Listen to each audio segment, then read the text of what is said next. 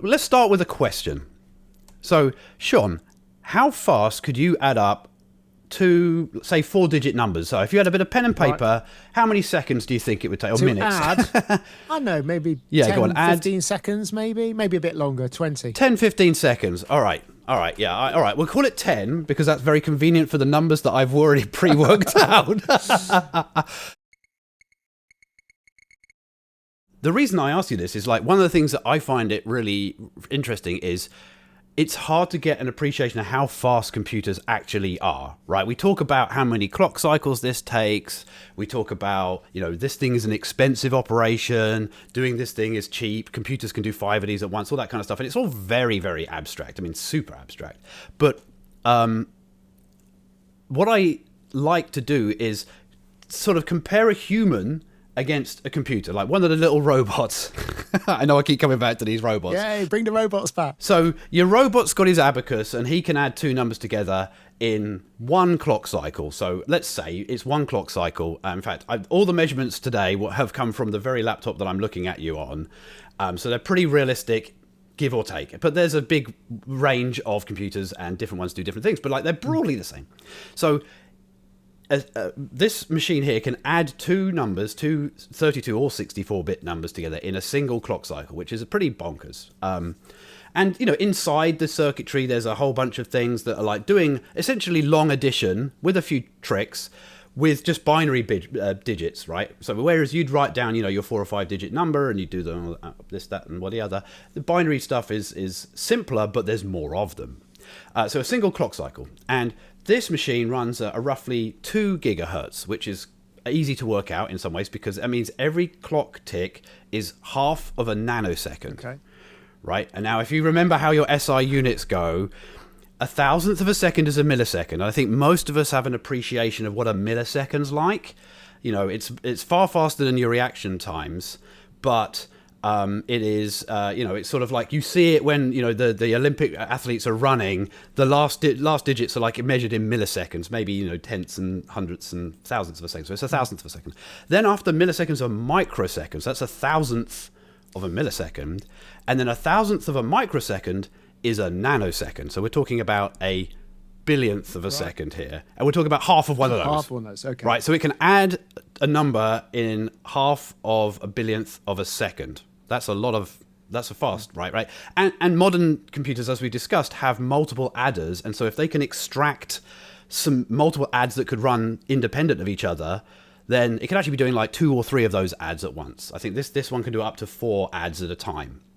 So that's pretty mind-blowing. Right, so back to you. So if you can do this in 10 seconds and the computer... let me just actually adjust my spreadsheet because I realized I had 5 seconds in here. Let's do 10. Right, cool. There's no... hang on a minute. So did you think I might be quicker than that? I want to test this now. I'm like, right, okay, let's go. Okay, so what about 5284 plus 2511? All right, we got a timer somewhere. 7795. That was very quick. You start thinking about it as you're writing them, though, don't you?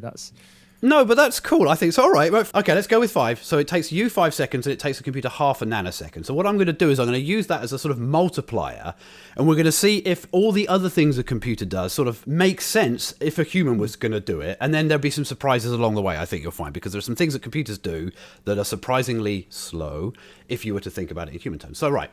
So the next obvious thing after adding numbers together, and subtracting is pretty much the same as adding. In fact, computers typically use the same circuit to add. They just sort of effectively turn one of them negative, and then add the negative together and use the same sort of circuitry. Multiplication's the next thing. So long multiplication, obviously slower than addition because it involves addition as part of it, right? As you kind of, do each tens unit, you're going to add in the next set, and then so, it's a bit longer. So this machine, again, will do that in 4 cycles. Now, at the Sean ratio of 10 to 1, roughly speaking, nanoseconds to seconds, that gives us 20 seconds. So 20 seconds to multiply. And again, obviously, it depends on how many digits there are. And so I'm being a bit fast and loose here because obviously if I gave you a 25-digit number and told you to multiply the two of them together, that would be a very different thing. But for computers, that is that's a 4-cycle operation. It's 20 seconds for you. It doesn't seem totally unreasonable that you could do a smallish multiplication. And so far, our little analogy is working out pretty well. The next thing you might want to do is do some division. And then if you like, this is the last thing you ever want to do, right? I mean, this is where normally you bust the calculator out. It's not on my list of things to do on a Friday afternoon, if I'm honest with you. But it's not really, is it? No. But every now and then you've got a pen and a paper. The phone is far enough away, and you're like, oh, I will actually do the certainly this is the way I learned to do it. You write down the tens into 33, and you do the thing when it goes in 3 times and 30, and then you subtract and you get the 3, and then all that stuff, right? Which I'm not even going to pretend. Oh yeah, and it works way down the page. Yeah, I remember that vaguely. Not even going to pretend to exactly right. And I'm sure my children have learned other ways of doing it, but ultimately it all boils down to a similar thing, and it's more work, right? And it's more work for a computer as well. So on this machine, dividing two 32-bit numbers, which is a number up to about 4 billion, takes it 30 cycles, and there's only one divider in the chip, right? Unlike all these other things where there are multiple multipliers, there's a couple of multipliers, there's like 4 adders and things like that. It's just one big divide unit. And so it's one of the more expensive things you can do with integers on a computer. Even more modern than this, machines have there are clever algorithms for doing it, but like 30 cycles, which is around about 2.5 minutes in Sean units, which maybe that's a bit slow if I'm honest with you. Like maybe you could probably do it a little bit quicker than that. For a 64-bit number, much bigger range, this machine takes 100 cycles, and that is 8 minutes. So that would be like if I gave you 2 9-digit numbers and asked you to divide them into each other. Yeah, maybe it would take you a few minutes. But so we're still broadly in the same ballpark here. So far, things that are expensive for humans are expensive for computers in roughly the same kind of way. And that's cool. All right, so how much further can we stretch this analogy? So other things that we do with numbers. So far when I've been talking about adding and subtracting and multiplying, I've been talking about integers. That's whole numbers, which is the bread and butter of most computer programs. As soon as you need to do anything in the real world using actual numbers that could be fractional or in between numbers, like 3.79 or pi or whatever, we have to use an approximation, and we use something called floating point, which I'm sure somewhere there's a Computerphile thing popping up on my screen about what floating point is. And it's an approximation of real numbers. Obviously, it's an approximation. It's not perfect. And modern computers are actually faster in some ways with floating point numbers than they are with integers for some operation, because that's where a lot of the effort has gone, because GPUs use floating point numbers all over the place. AI uses floating point numbers. Video games have been using floating point numbers forever. So and scientific stuff all use floating point numbers. So hardware is optimized for it. So adding 2 floating point numbers together takes 4 clock cycles. So it's more expensive than a regular add, but not that much more. It's about the same as our integer multiply. And again, that is, 20 seconds in Sean world. Multiplying is actually the same. It takes the same to do a multiply as it does an add, because of a peculiar characteristic of the way floating point numbers work. In some ways, some parts of the way that you multiply numbers together and the way that floating point numbers are stored, there's sort of a logarithm hidden in there inside of the floating point number, and the circuitry can take advantage of that, and so it's actually roughly the same operation. It's kind of a neat trick. So there it's like where suddenly it's a little bit maybe faster than a human would be for the same amount of work. Divides aren't that expensive either. So a divide takes around 15 cycles on this machine, and so that's faster than the integer version, which always blows my mind. And it seems like, but it's more complicated. You're doing fractional real values here. So a floating point divide is around a minute in Sean time, which sounds about more like how Sean would actually do maybe a division, right? Absolutely. So that's pretty cool and pretty interesting. And it has some ramifications, actually, because although you think, how often do I need to actually do divisions on a computer, there are some algorithms like hash maps and some other associative arrays that come up with a value, and then they have to fit that value into one of a few boxes. And the way that they fit it into boxes is they divide it by the number of boxes and take the remainder, and that's the box number they're going to look in, right? Of course, this is like the modulo and stuff like that, isn't it? Yeah. Okay. Exactly right. Exactly. So there's a division hiding in a lot of modulus operations because it's the remainder. And so it can be easy to forget that that's one of the more expensive operations. And so certainly in my sort of day job where I'm trying to make things go really fast, that's one of the things I have to look out for, is a divide hiding in there somewhere. And maybe one day we'll talk about some of the tricks that compilers and other things use to sort of save us from these things and how much they know about this. But maybe another time. I don't think we've got time right now. So this is the end of the arithmetic kind of stuff. And now we can move into some of the stuff that we have talked about in the last few videos. So if you remember, we've got our little production line here, and our robots are loading stuff on the front, and it's going through, and it eventually gets to the abacus at the end, and the adds and the divides and the multiplies are actually happening. So one of the things we talked about was branch prediction, which is trying to guess which way to steer the front of this pipeline so that we don't have to throw everything off when we discover that we've gone the wrong way when we finally get the result of an operation. And although it varies depending on where the branch prediction happens and where we notice we've made a mistake, the penalty for getting a branch wrong is somewhere between like 10 and 40 cycles. And so obviously if we discover very early on that as the bytes are flowing through and they get decoded, we go, hey, wait a second, the decoder has noticed there's a branch that's right at the beginning of the pipeline, and so that's a relatively cheap operation to go, whoops, okay, throw everything away from the front and start again, just load up the first few parts.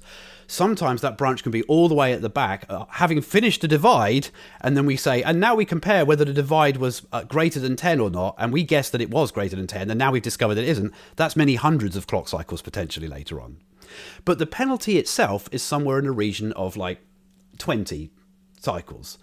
And so I don't know what the analogy is there. Maybe the nearest thing I can think of for a human is like if you were right in the middle of doing some work, you've got your headphones on and you're working out hard and you've got everything sort of in your head.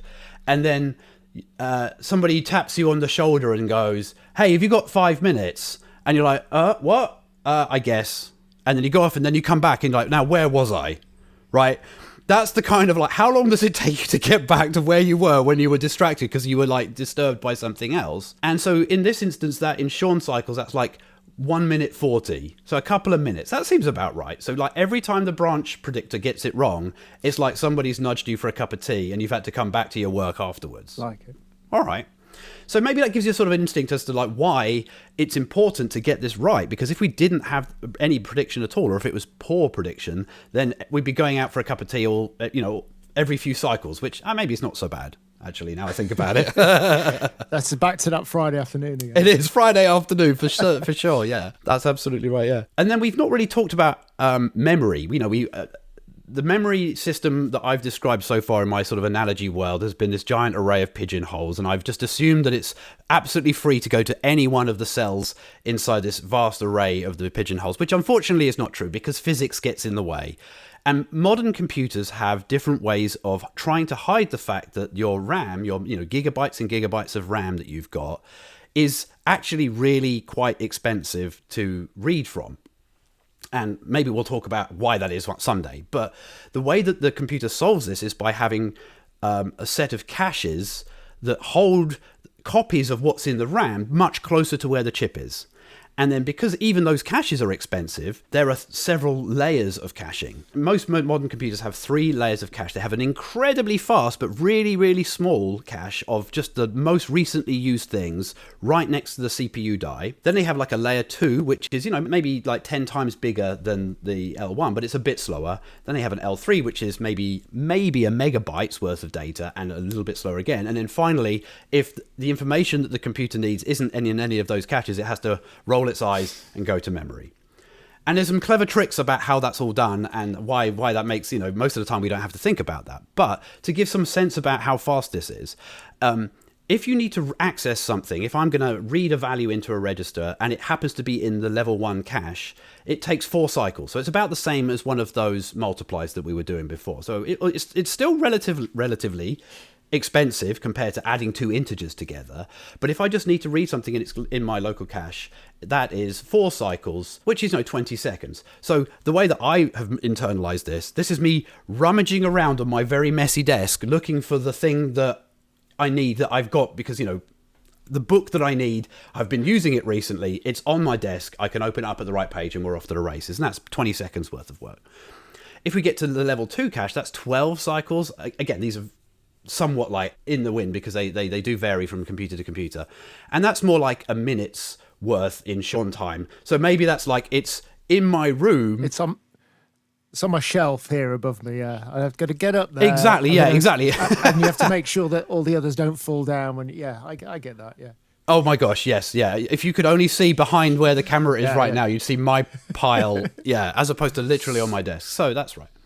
And then level 3 cache, that's a little bit more different because actually, all the things we've been talking about so far have been a single CPU. And actually, most computers have multiple CPUs on the chip. So there's one physical chip, but there's maybe 8 or even 16 CPUs on that chip. And now each of them has their own level 1 and level 2, but typically they share a bigger level 3 cache. There's a little bit more communication that's needed. And in fact, it's almost like a little network to read the L3 cache, because if the L3 segment is physically nearer you on the chip, it's quicker than if it's on diagonally imposed and it has to go all the way around the outside, which is kind of mind-bogglingly bonkers. But it takes anywhere between like 30 and 50 cycles to read the L3 cache. That is 3 or 4 minutes. So that's maybe you have to go to your colleague's desk, or maybe you have to kind of rummage around in a drawer or somewhere else, or down into your basement or something like that to go and find it. A few minutes, right? Now we finally get to RAM. So if we looked on our desk, we've gone up onto the shelf, we've shouted out to our significant other and said, have you seen my copy of this? Finally, we have to go to RAM. And RAM no longer, it's not worth measuring in clock cycles because this is more of a physical thing. And it's a separate thing from the CPU itself, and it's clocked differently. So RAM takes around about 100 nanoseconds. So now we're in the nanosecond domain, just a full on. And that is 15 minutes in Sean world. So that is more like a trip down to the office, the in-building library of... This is going to the corner shop, isn't it? For a quick, assuming you're lucky enough to live near a shop, that is. If you're near, mine's a bit... I guess I could probably run there. And But it's like going to the corner shop to get the information. And, we've just talked about L1, L2, L3, and again, they're like maybe a megabyte or two in total, and you've got maybe 64 or 128 gigabytes of RAM on your machine. So very, very often, you're going to have to go to the corner shop to get any piece of information when you need it. And it's a miracle the computer appears to be as fast as it does, because it takes it 15 minutes in its time zone to read a single number from somewhere, right? And so the L1, L2, and L3 are amazingly efficient and clever, and all the various chip manufacturers have got their tricks for making it faster and intelligent about how memory is almost preloaded from RAM into the chips. And so often the data is already waiting for you, even though you haven't explicitly asked for it yet. So some clever tricks going on there, which again is a whole other episode, I'm sure. And another thing that's really interesting about this is when you do have multiple CPUs. So I've got CPU A over here and CPU B doing completely separate things. They're sharing that memory. And sometimes they need to communicate between each other. If you've got two processes running at the same time and one has to send a message to the other, one way to do it is to sort of arrange for them to share a piece of memory. One processor writes the value 128 or whatever to an area of memory, and the other one waits for it and then reads out the value, and it's now got 128. And that's great and all, but all these caches kind of get in the way of that, because if I've got a cache locally, this CPU needs to know that actually that number is in my local cache. And so there's a whole bunch of clever interactions between the various CPUs that happens at another level, where they're sort of chattering amongst themselves saying, hey, I have a local, hey, I've got the copy of that book on my desk right now. So, if you need it, you can steal it from me and whatever. And so that's a very clever thing. Now, again, this is a whole other episode. So we'll move on to some other bits and pieces. So that's kind of the end of things that I was thinking about, that sort of to humanize like what goes on literally inside the chip, and now it's sort of to the chip just to the right of it on your motherboard, the memory. But how do things get into that memory in the first place, right? Often we load them from a disk, floppy disk in my good old days. But I don't think we'll talk about those. That's not particularly appropriate. Somewhere around here, I've got one. Yeah. Oh, you've got a pen pot made of floppy disks. Oh, that's brilliant. Although it's a sad waste of floppy. I've got somewhere behind me, there's a 5 1/4 inch disc right on the floor behind me, where I've got, my trusty BBC Micro. Anyway, and that, again, floppy disks and how they work is super cool. They're very, very clever. But let's talk about something a little bit more modern. Yes. And so something like a relatively old SATA SSD. So SSDs, the newfangled hard drives, and the SATA is like the sort of more commodity based one that you can plug into a regular slot on a regular motherboard. Reading a block from there, unlike the spinning disk where something physically had to move, and so it depended roughly, where the last piece of data you were and where the head was, and also where the sector was as the thing spins round, it's fairly a random access kind of thing. And the number I've got here, which I'm going to have to squint to look at because my eyesight's going, is it's in the region of 20 microseconds to read an arbitrary block using a SATA SSD. To put that in sort of Sean speed, that is 2.3 days. So to read one arbitrary sector, one 512 byte block from a SATA disk, which is, fast, the computer is twiddling its thumbs for a couple of days to read that one block, which gives you an idea of how big the disconnect is between the speed of the computer and the speed of the outside world that the computer has to interact with. That's massive, isn't it? Because I'm just thinking, I don't know if, things work like they did, as I remember they did when I first started in sort of using Windows, but having a swap disk where a lot of the memory is kind of parked on a disk. And back then it was spinning Rust, never mind SSDs. How long that must have taken to bring things in and out. Absolutely. And it's one of the reasons why, when you ran out of RAM and it was swapping to disk, and, it was kind of like the blinking light of death. At the point at which the disk drive light starts flashing continuously and the mouse cursor is like lagging like this, you know that you've overwhelmed the computer. Obviously, there was a nice trick to be able to extend the RAM of your computer by using disk. And it works for some things where you don't need to go back to it. But as soon as you have to kind of run more memory than the computer has, you're absolutely waiting for the spinning Rust to come around. So I was going to say, this is like in our thing before about nipping to the corner shop. This is more like we've had to put something in a storage facility that's on the other side of the country.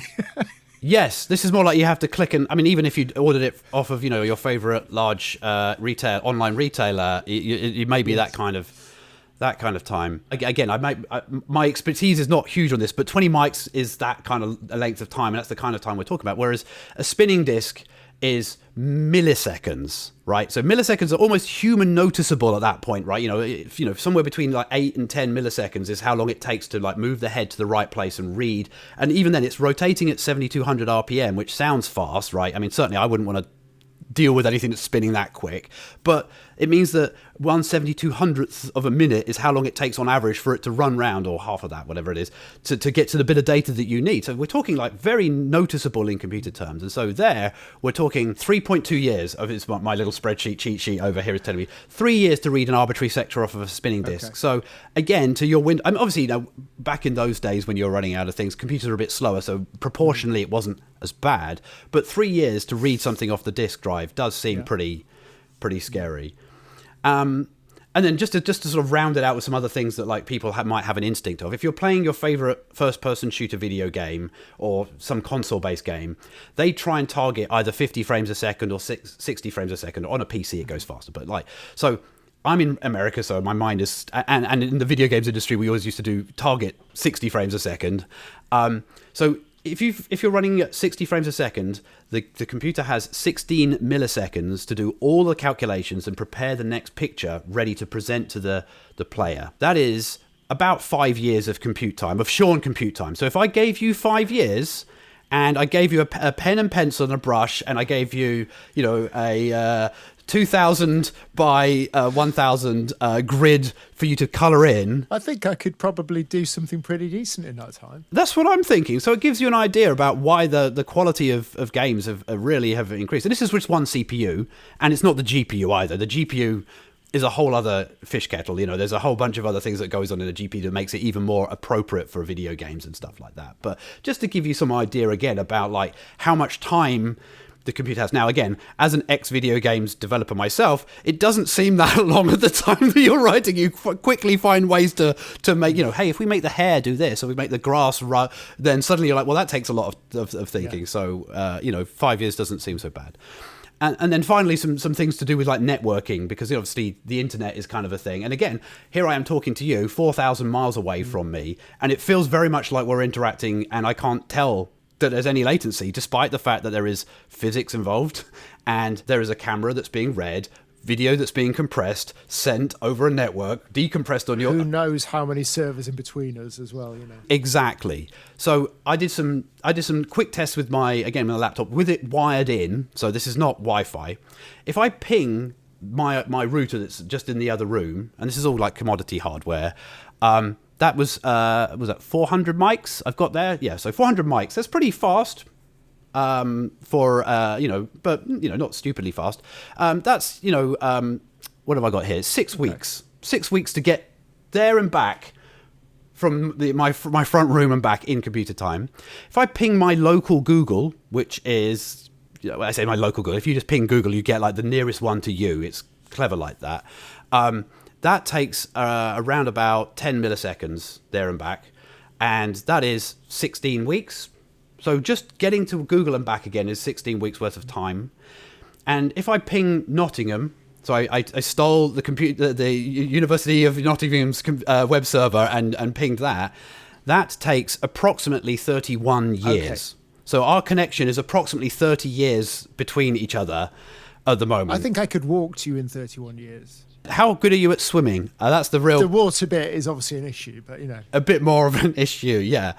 But it gives you, again, an idea about where the computer speed is compared to the things that we take for granted these days, like the performance of memory, the performance of our network.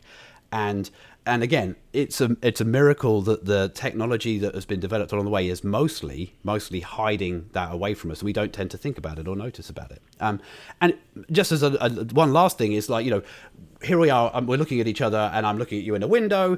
And although I have multiple CPUs in this machine, it's doing more than one thing at a time. You've used Word, and you've used Chrome has been open elsewhere, whatever, and you're flicking between them, and it appears like they're all running at the same time. And again, the computer is switching between those with varying amounts of time, but it's roughly, again, about 16 milliseconds is what our Windows used to do around at a time. So each application was given 16 milliseconds of time before you move to the next, which is, again, too fast for a human to notice, really, again, unless you're a super click video gamer person. And again, if there are some other subtleties to it, but that again gives them like 5 years worth of time to do whatever it is they need to do before they have to give up to another process. So that gives you a sense of how a computer can appear to be doing two things at once, even with a single CPU. Fantastic. I'm thinking now of going and getting some graph paper, 2000 by 1080, whatever it is. Yeah, 1080. Yeah. Each one. Over the next 5 years, I don't know how many minutes or how long you have per square to to colour it in. I mean, there are many videos. In fact, there is one in my to be watched list that is talking about how ray tracing works, and obviously video games do slightly different tricks these days. But there's a lot of calculations going on in there, as opposed to you just kind of going, well, I know what this is meant to look like, so I colour in all the cells and things like that, and physics, whatever. But no, it gives you an appreciation for it, and maybe that's your new hobby. Am I going to look behind you next time and find there's a huge mosaic on the wall? I'll get working on it. of your favourite Nintendo game. Excellent.